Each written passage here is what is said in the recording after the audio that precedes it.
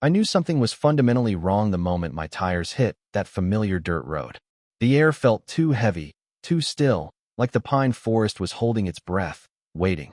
And when the trees finally opened up, the sight was a physical blow. My cabin was gone, just flattened, smoke drifting across the clearing like a ghost that didn't know where to settle. Then I spotted it, glinting dully in the mud, my 20-year service watch.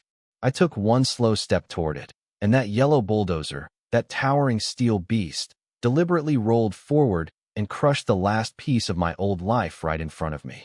The guy on the cab laughed, leaned out the window, and shouted, "Go ahead and sue us, old man." They thought I was just some tired hermit out here, powerless, easy prey. They had no idea who I really was. I never planned on coming back to the mountains. Not after 2 decades in the fraud and white-collar crimes unit of the Metro County PD.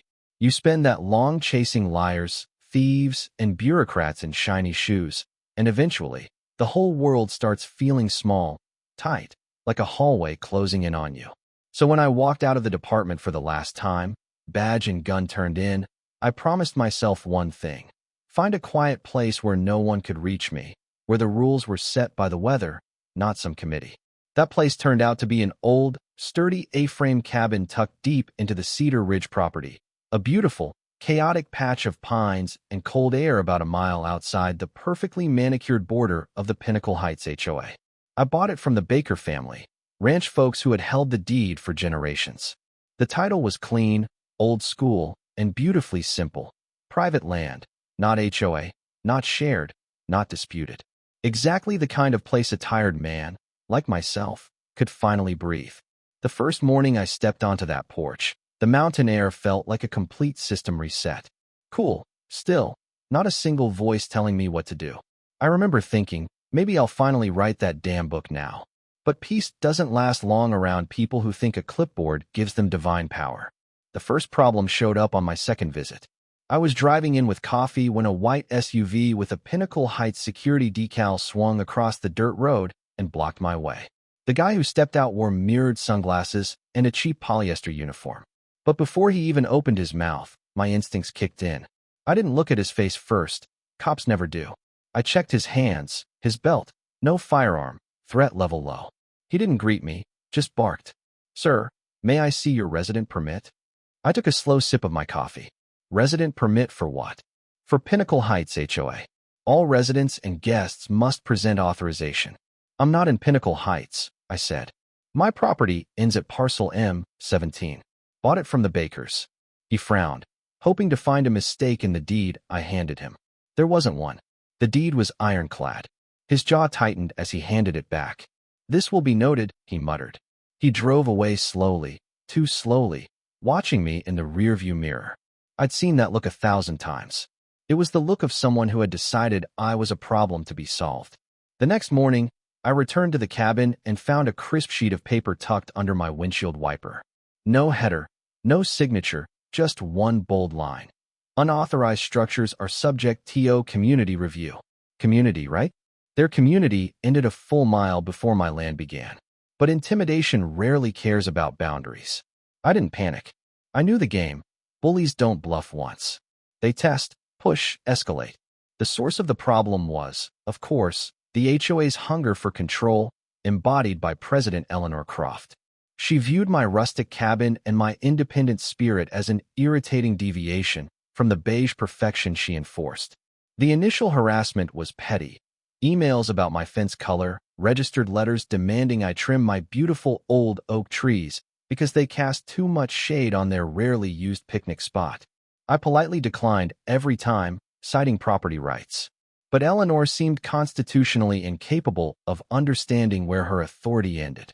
I'd often find her standing just on her side of the fence with her sidekick, Marcus, clipboard in hand, peering intently at my property. "Just conducting a visual assessment," she'd announce, claiming she needed to ensure structures adjacent to the community meet visual standards.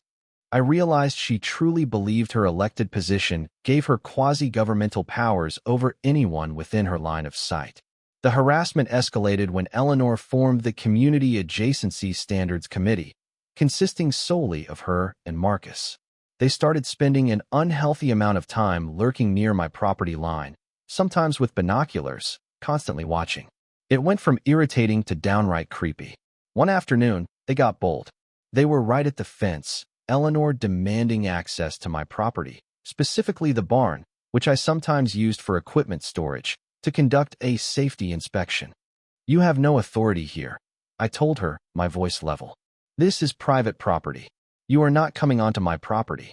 I recorded her refusal and her frustrated threats to call higher authorities. I saved the audio. I knew I was building a case file. The tension was palpable. Whispers relayed by my friendly neighbor, Sarah, confirmed Eleanor was painting me as an uncooperative blight. The stage was being meticulously set for a major conflict. The ignition point came on a Tuesday afternoon. I'd driven into town for a couple of hours.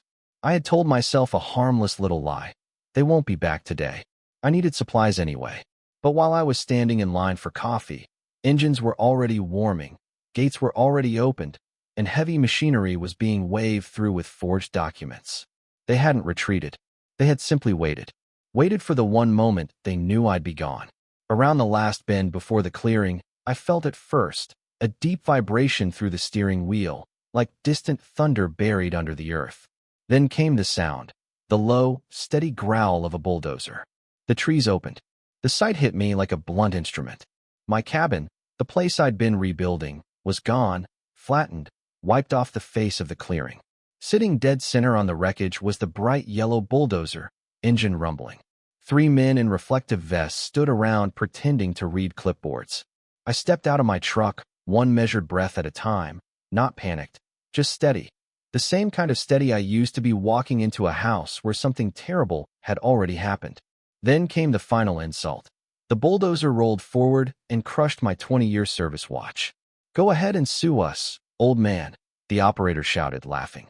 My jaw tightened, but my voice stayed calm, calmer than it had any right to be.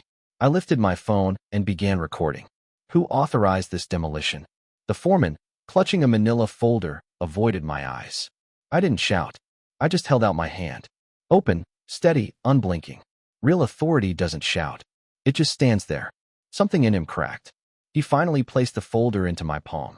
Inside was a flimsy demolition notice with a cheap printed seal, Pinnacle Heights Property Compliance Division. The plat map was a mess, boundaries digitally stretched, a forgery made by someone who thought no one would ever check.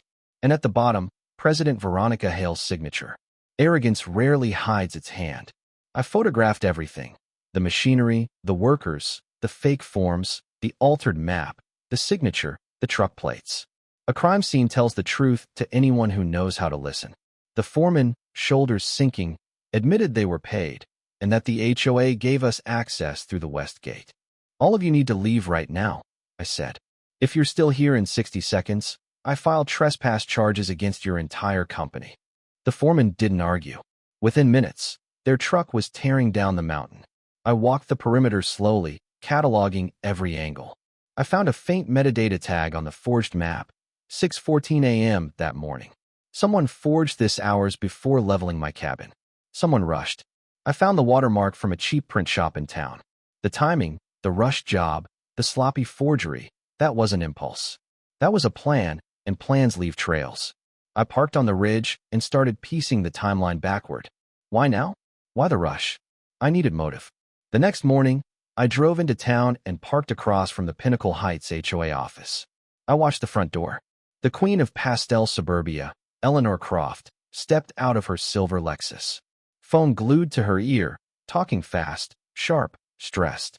I cracked my window just enough to hear. "No, the developer wants confirmation by end of the month. Yes, we have to secure the ridge first or the $2.4 million bonus goes away. No, he doesn't live here. His parcel is unincorporated, but we can fold it into Greenbelt expansion if we push the paperwork quickly." That was enough. Enough to understand her motive. Real estate money. They weren't trying to intimidate me. They were trying to erase me before a deadline. Just then, a woman knocked on my window, soft, nervous. Melissa, a board member. She held a beige folder like it was radioactive. I saw what happened on the ridge. I think they crossed a line. I unlocked the door. She slipped inside, eyes darting. She handed me the folder. Inside were printouts, meeting minutes, email screenshots, land survey drafts. Highlighted was the line, "Secure parcels M17 before developer deadline. Prioritize immediate removal of unpermitted structures." "I voted for it," she whispered, ashamed. "I thought it was just zoning cleanup." She didn't say anything about demolition or forging maps. "Why come to me?" I asked. "Because you're the only one who can stop her," she said. She told the board if anyone leaks anything, she'll blame them for the entire operation. Bingo.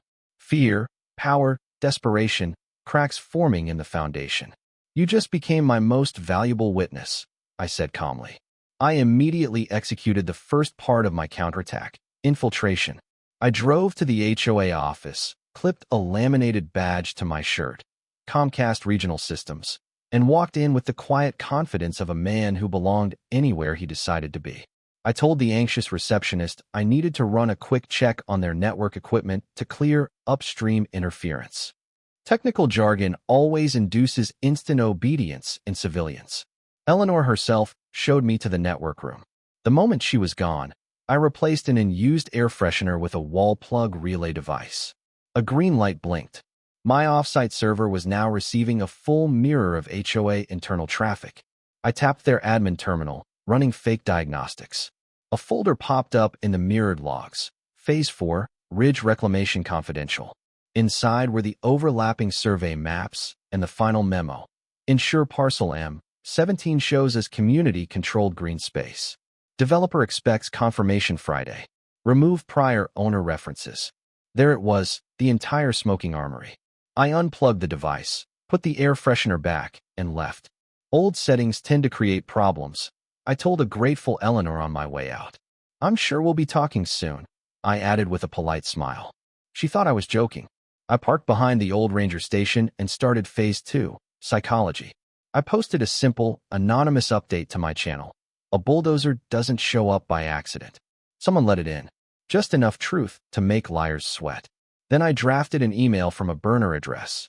"You've been misled. You're being set up to take the fall. If you want to talk, meet me tonight. 8:30 p.m. Ranger Station lot. Come alone." I blind copied it to every board member except Eleanor.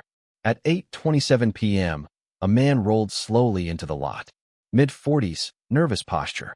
I motioned him into my truck. "You don't understand," he whispered. "She's blaming us. All of us. She's preparing to pin the entire project on the board." "What's your role?" I asked. "I handled mapping requests, just the drafts. I didn't sign off on the demolition. I swear." "Listen," I said quietly. "Right now, you're not in trouble, but the people above you are.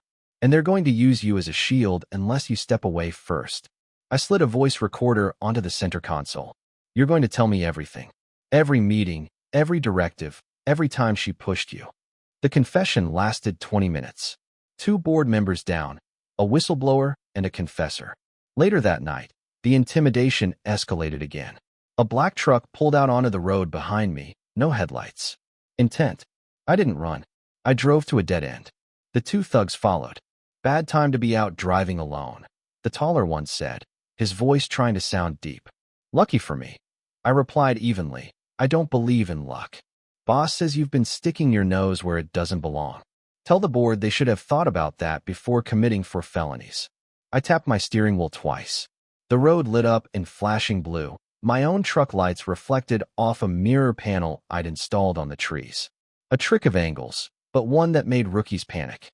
"Tell Veronica Hale," I said, voice low as gravel, "that sending amateurs at night doesn't scare me. But it does tell me she's scared." They tore out of the logging road so fast gravel sprayed against the pines. The final strike began the next morning. The Redwood Crest HOA held its quarterly meeting at the community pavilion. I walked toward the building with the calmness of a man who had written his own ending.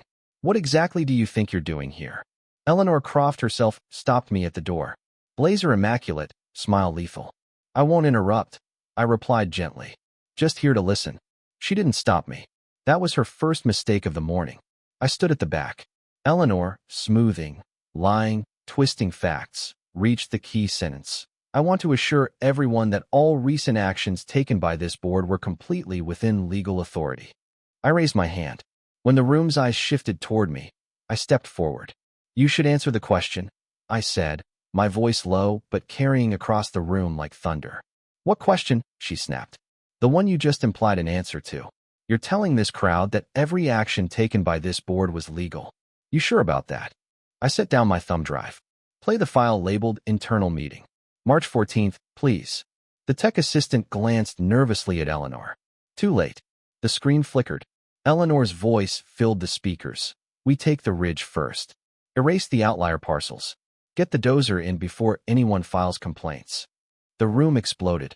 Gasps, whispers. Eleanor lunged toward the podium. That audio is fake. It's doctored. I switched slides. The forged demolition order lit the screen. Her signature at the bottom. Then the 6:14 a.m. timestamp. Then the whistleblower's memo. Developer bonus $2.4 million upon securing ridge parcels. Do whatever's necessary. Is that your signature? You lied to us, people shouted. Eleanor lost control. He is not a resident. This is harassment. I stepped forward, calm as stone. Eleanor, I said quietly. You destroyed my home. She pointed at me with shaking hands. You're just some man living outside our boundary. You have no authority here. I reached into my jacket. Half the room held its breath. I didn't pull a weapon. I pulled a badge. I set it on the podium like a judge laying down a gavel. The room fell silent. Captain Michael Rivera, I said, Fraud Division. Metro County Sheriff's Department. You committed document falsification, ordered an unlawful demolition, coordinated real estate fraud, and threatened multiple residents. The back doors opened. 2 deputies stepped in. My contact from the district attorney's office walked down the center aisle, holding a stack of warrants an inch thick. Veronica Hale, you are under arrest for fraud, falsification of public documents, conspiracy, and destruction of private property. As Eleanor was escorted past me, she glared with pure venom. You think you've won? She hissed through clenched teeth. No, I murmured, leaning in just enough for only her to hear. I told you last time. This was the worst mistake of your life. Her face broke like glass under pressure. Then she was gone. The machinery of justice turned quickly. Warrants were issued for 4 additional board members. The demolition contractor folded, admitting the cash payment, the rush timeline, and something darker. If the guy's inside, he's inside. They said he's never there, knowingly endangering someone's life. A week later, Pinnacle Heights HOA officially ceased to exist. Court order, stamped, final, irreversible. 6 months later, the ridge looked different. The insurance payout and the civil judgment gave me enough to rebuild twice over, but money wasn't the point. The new cabin rose on steel-reinforced footings. I carved a sign myself from cedar, private property. Enter at your own risk. One late afternoon, I sat on the porch with a mug of black coffee, watching the sun tuck itself behind the tree line. The creek made its steady noise below. For the first time in months, I felt something I hadn't felt since before the bulldozer blade touched my cabin. Stillness. The kind you earn only after walking through fire and coming out with your boots still on. I didn't think about Eleanor anymore. Those were chapters that closed themselves. Now there was only the ridge, the cabin, the pines leaning in the wind, a place to breathe, a place to start the book. Peace doesn't come when the noise stops. Peace comes when you choose it. So, here's my question. Knowing that Eleanor and her crew were driven by a massive, immediate financial bonus, does that make their actions more understandable or simply more criminal? And if you were Frank, would you have accepted the cash payout and left, or was rebuilding right there the only real victory? Let me know your thoughts in the comments below, and tell me about the most ridiculous HOA abuse of power you've ever witnessed. Like and subscribe for more stories about fighting back.